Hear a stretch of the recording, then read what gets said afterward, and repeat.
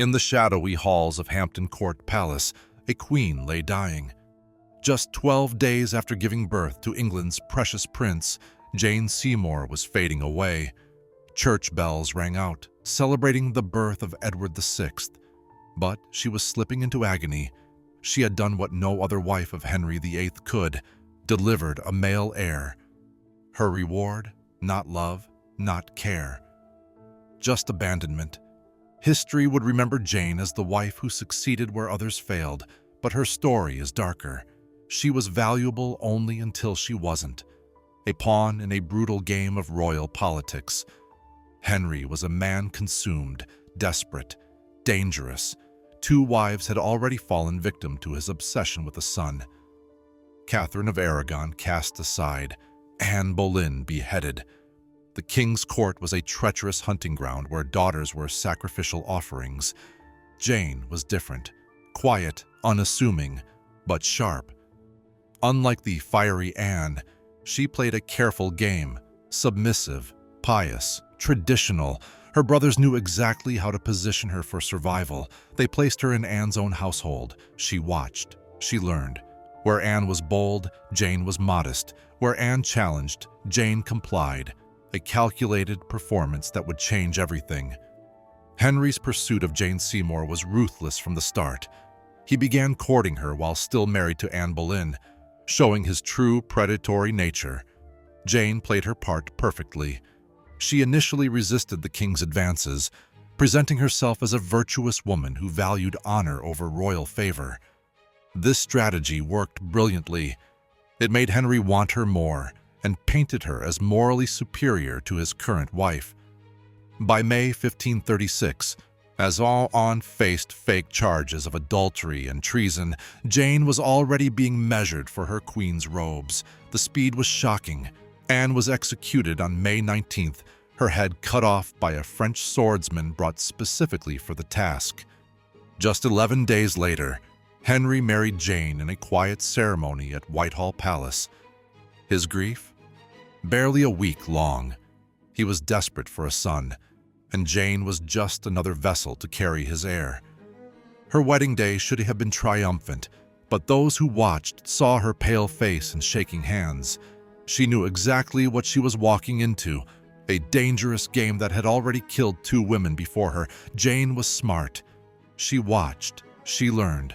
She became exactly what Henry needed: submissive, quiet, focused on domestic matters. Her entire personality was a performance designed to keep her head firmly attached to her shoulders, and she was determined to succeed where others had failed. The news in early 1537 turned Jane into something more than a woman. She was now a political weapon. European courts held their breath. Everything depended on her delivering a healthy son. Henry's emotions were wild. One moment he was ecstatic, the next consumed by fear. He watched Jane like a hawk, surrounding her with doctors and midwives whose own lives depended on her success. She became a prisoner in beautiful rooms. Her body wasn't her own anymore. It was a vessel for continuing the Tudor line. Every single detail of her pregnancy was controlled. What she ate, what she did, how she felt. Foreign ambassadors tracked her condition obsessively.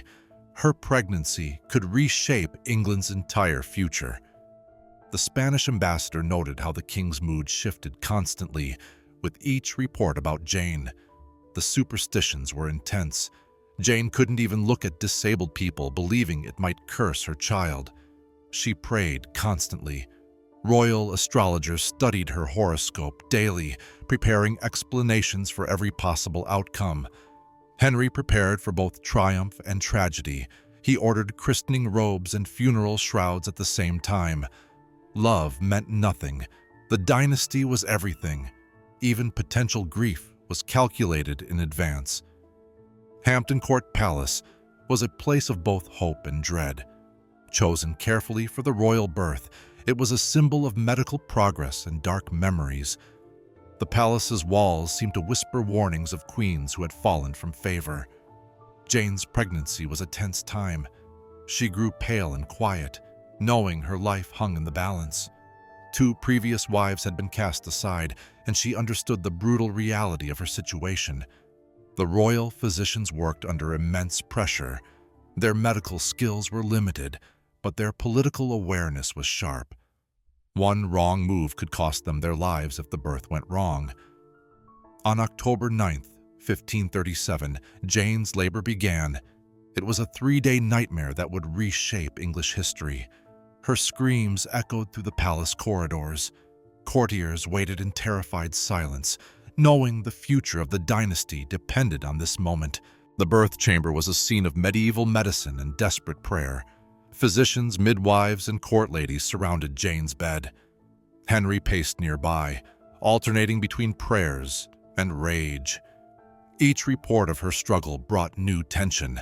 The labor was complicated. Modern medicine would recognize it as a breech presentation, but Tudor doctors had little understanding of such challenges. Their tools were primitive. Their hopes were high. The stakes could not have been higher. Prayers, herbal remedies, and sheer willpower fought to bring the child into the world, no matter the cost to the mother. Religious leaders rushed in, understanding that Jane's soul was as crucial as her body in this epic quest for a male heir. Priests gave last rites again and again. Jane would seem to be dying, then suddenly rally. Her labor dragged on. Protestant reformers saw divine judgment in her suffering. Catholic whispers claimed God was punishing the king. As days passed, London buzzed with tension. Foreign ambassadors prepared coded messages. Churches filled with prayers. Some secretly wondered if her death might save England from royal cruelty. Jane became a symbol of feminine sacrifice. Her pain represented every woman crushed by male ambition. On October 12th, skilled midwives finally delivered the child after 3 brutal days. The baby's first cry rang through Hampton Court. "It's a boy!" they shouted, but joy turned to horror. Jane was dying, her body torn apart by the endless labor, bleeding that no Tudor medicine could stop. The prince was whisked away. Healthy, strong, proclaimed to the court. Henry celebrated his son. Jane was an afterthought, her life slipping away as the kingdom rejoiced. Jane Seymour had done the impossible. She gave Henry VIII the son he desperately wanted, but her triumph was short-lived. The moment Edward was born, Jane became nothing more than a vessel. Her value? Delivering a male heir. Henry's focus shifted instantly from her to the newborn prince. While Jane lay bleeding and delirious, Henry was already planning the christening. Political implications consumed him. Her suffering, invisible, just a footnote in his grand story of dynastic success. At first, Jane seemed to recover. She sat up, held her son, received congratulations. Courtiers praised her for fulfilling her royal duty. But something was terribly wrong. Doctors back then knew nothing about childbirth complications, what we now understand as a deadly infection. They saw as simple weakness. They treated her with cooling cloths and herbal remedies, prayed, hoped. Her fever rose, her body betrayed her. By the 5th day, Jane was in agony. Severe pain, chills, doctors panicked, trying desperate treatments, bloodletting, exotic medicines. Each intervention likely made things worse. Henry remained detached, pragmatic. While his wife died, he was already thinking about the future. Jane's life slipped away, her greatest achievement, giving him a son, her only lasting legacy. Henry seemed more focused on the political show of Edward's christening than his wife's suffering. When courtiers warned him about Jane's worsening condition, he brushed them off. "Queens die in childbirth," he said. "The prince is what matters." Jane was just a means to an end. Her life meant nothing once she delivered the son Henry desperately wanted. Even in her final moments, she stayed true to her role. Her last words were prayers for her son and begging Henry's forgiveness, as if dying were her fault. Foreign ambassadors watched closely, knowing her death was politically significant. The imperial ambassador noted Henry showed no real grief, caring only about the baby. The French envoy saw Henry already planning his next marriage, while Jane was still dying. In the palace, a brutal scene unfolded. Ladies held vigil by Jane's bed while courtiers celebrated in nearby rooms. Her screams were drowned out by toasts to Edward's future reign. Her suffering was invisible, irrelevant. Religious leaders swarmed her deathbed, each trying to claim spiritual victory. Protestant and Catholic clergy competed to save her soul, turning her final moments into a theological battleground. Jane was nothing more than a pawn in their larger political games. On a chilly October morning in 1537, Jane Seymour died. Just 12 days after giving birth to Henry's long-awaited son, her body simply gave out. Her death wasn't dramatic like Anne Boleyn's execution. Instead, it was quiet, exhausted. Contemporary accounts paint her final moments as peaceful. But that peace was a mask. Underneath, her body was collapsing from the brutal demands of childbirth. She died alone, with only her ladies nearby. Henry, he slept in another part of the palace, seemingly unbothered. His reaction was cold. Witnesses say he was more annoyed than grief-stricken. His first questions were practical. Would the prince be okay? How much would the funeral cost? Henry had become a master at shutting down emotions. Within hours, he was already discussing political strategies with his council. No time for mourning. Courtiers were already whispering about which European princess might replace Jane. Her body was barely cold, and they were planning his next marriage. The court's official response was carefully crafted. They celebrated Jane as a hero who delivered a prince, glossing over the medical negligence and harsh conditions that killed her. Her death was reframed as a noble sacrifice for England's future. Foreign diplomats noticed the stark difference. The elaborate celebrations of Edward's birth stood in sharp contrast to the muted response to Jane's death. Just another transaction in the royal marriage game. His arrival had been a big deal. Cannons firing, celebrations, everywhere. But when his mother died, barely a whisper. It was clear male heirs mattered more than women's lives. Henry treated Jane like a disposable container. Once she delivered the prince, she was done. His staff reported he showed zero grief. Hunting, dining, working, all business as usual. When courtiers tried to offer sympathy, he shut them down fast. He'd quickly changed the subject to the prince's care. People wondered, did he ever really love her, or was she just a means to an end? Her personal things told the story. Jewelry, cataloged and sold immediately. Her letters and private stuff, burned without a second glance. No memory preserved, no documentation. Unlike Anne Boleyn's dramatic exit, Jane's death was quiet, erased, as if acknowledging her sacrifice might mess up the royal narrative. Courtiers who'd spent months praising her switched allegiances overnight. Her ladies-in-waiting were reassigned and warned not to speak about her final days. Jane wasn't a person anymore. She was just an inconvenience in the court's grand plan. After death, she became a manufactured saint. Henry's propaganda machine worked overtime, painting her as the perfect Tudor queen, modest, faithful, sacrificing everything for England. Her real story? Buried forever. The story of Jane Seymour got twisted by those in power. Court historians working directly for Henry VIII painted her as a willing martyr who happily gave her life to bear a son. They erased her real experience. Her death became a convenient narrative. She wasn't a hero. She was a victim of terrible medical care and royal indifference. Protestant leaders jumped on this story, using Jane to justify Henry's complicated marital history. They made her into a perfect Christian queen. Artists and writers created a fantasy version of Jane. Their paintings showed a confident, serene woman, nothing like the terrified person who actually lived. These images were pure propaganda. They transformed her from a scared young woman into some impossible ideal of feminine perfection. Henry was especially cruel in how he remembered her. In later years, he claimed Jane was his only true wife, the woman who truly loved him. This was rich, coming from a man who abandoned her during her final illness and remarried almost immediately after her death. Her tomb at Windsor became another tool for rewriting history. It portrayed her as a glorious queen who died nobly, instead of showing the brutal reality of her short, painful life. The inscription praised Jane for giving England its prince, hiding the brutal truth of her death. Even in her final moments, her real story was buried beneath political propaganda. Different European courts reacted in their own ways. Some quietly doubted, others loudly celebrated. Jane's tragedy became a political chess piece.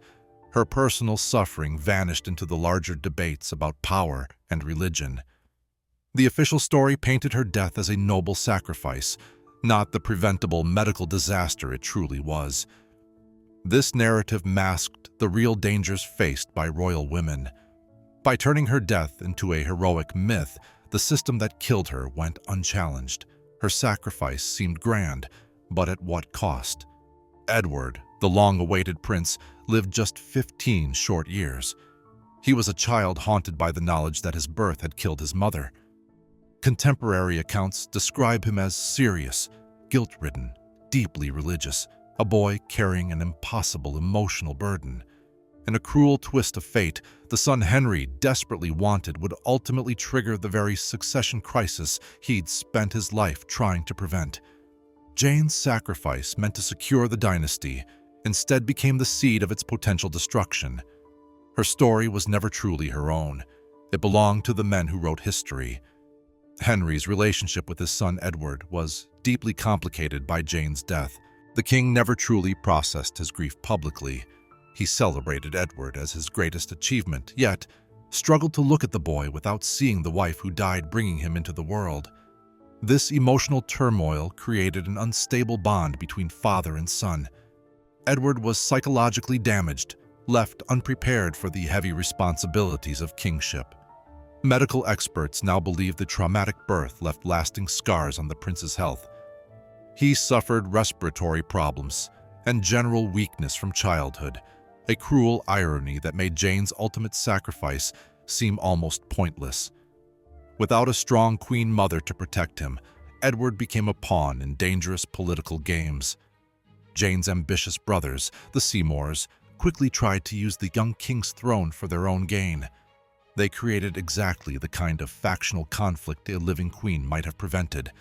Protestant reformers seized this vulnerability, convincing Edward that his mother was a religious martyr. They manipulated the young king, pushing him toward extreme religious policies that would ultimately destabilize England. Jane's death became a weapon, transforming her son into a tool for their radical agenda. The economic toll was staggering. Elaborate birth preparations, Jane's funeral, the search for Henry's next wife, all consumed massive royal resources. In just 17 months as queen, Jane had changed everything. Jane's death was a massive blow to England. It cost more than many wars and failed to secure the dynasty's future. Foreign powers saw right through Henry's grand plans. Her sacrifice didn't guarantee stability. In fact, it revealed how fragile the royal system really was. Henry learned a brutal lesson. He could work his wives to death without serious consequences. His later marriages became even more dangerous. Wives were just temporary conveniences to be used and discarded. Jane's death taught Henry that he could treat women however he wanted. The royal machine systematically erased Jane's true experience. Her story was rewritten to serve male political interests. Future queens learned survival meant conforming to narratives that protected masculine power. Witnesses who saw Jane's real suffering were silenced. Their accounts were destroyed or altered. Official histories replaced authentic voices with propaganda. Her pain was hidden, her truth suppressed. The medical realities of her death were ignored.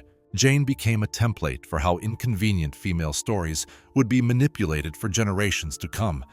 The doctors back then cared more about not upsetting the king than actually keeping women safe during childbirth. Jane's death was a tragic missed chance to improve medical care. Her passing could have saved countless other mothers, but politics got in the way. Her brothers, Edward and Thomas, were haunted by what happened. They felt guilty about pushing her toward Henry, while also trying to use their royal connection through their nephew. Their own tragic ends during Edward's reign showed just how deeply Jane's death had wounded their family. Religious leaders turned her story into a battleground. Protestants claimed her as a martyr. Catholics saw her suffering as divine punishment. Neither side really cared about Jane herself. She was just another weapon in their endless religious wars. Over the centuries, artists and writers rewrote her story. Paintings, novels, and films painted her as a willing hero, not a victim. They repeated the old propaganda, hiding her true experience. Her real story got lost, buried under romantic myths. Jane's tragedy reveals something bigger. It shows how women's real experiences get twisted, forgotten, and transformed to serve someone else's agenda. Her life became less about her and more about what others wanted her to represent. Jane Seymour's story reveals a chilling truth about power. Her death wasn't just a tragedy, it was a calculated political move. She gave Henry his precious son and then was essentially left to die. The court's response was cold. Elaborate ceremonies marked every royal moment, but when Jane was suffering, nobody cared. Her death wasn't an accident, it was likely intentional. Historians now understand that her puerperal sepsis could have been treated. But did anyone want to save her? Probably not. A living queen mother might have threatened Henry's absolute control. Her death solved multiple problems for the king.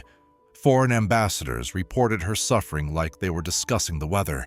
No shock, no outrage, just clinical detachment. This reveals how little women's lives were valued in that era. Jane became a convenient martyr. Her story could be twisted to serve royal propaganda. She was expendable, a vessel for producing an heir, then discarded when her purpose was fulfilled. The Tudor dynasty's greatest achievement, a male heir, was purchased through what was essentially a form of judicial murder. Her systematic neglect speaks volumes about the brutal political machinery of the time. Her story isn't just history, it's a stark reminder of how power structures consume human lives without mercy. Jane's death wasn't just a tragedy, it was a calculated execution. The system didn't just let her die, it actively worked to end her life. Doctors who knew herbal remedies and surgical techniques seemed more interested in hastening her death than saving her. The bloodletting and harsh treatments weakened her further. These weren't mistakes. They were deliberate actions by physicians who understood exactly what they were doing. Was it incompetence or something darker? The silence around her treatment speaks volumes. Everyone in Henry's court played a part. Ladies-in-waiting, physicians, courtiers already planning the next marriage. They all participated in a system that saw women as disposable. Their silence wasn't just political, it was active complicity in a brutal machine of male ambition. Jane's story reveals how history is written by those in power. Her authentic experience was erased, replaced by a manufactured myth that served the king's narrative. If a queen's true story could be so completely rewritten, what other histories have been manipulated? This isn't just about Jane. It's about how power works, how systems silence and sacrifice women. Her death raises critical questions about medical autonomy, reproductive rights, and the ongoing devaluation of women's lives in political and economic structures. Jane Seymour's story is more than just a historical footnote.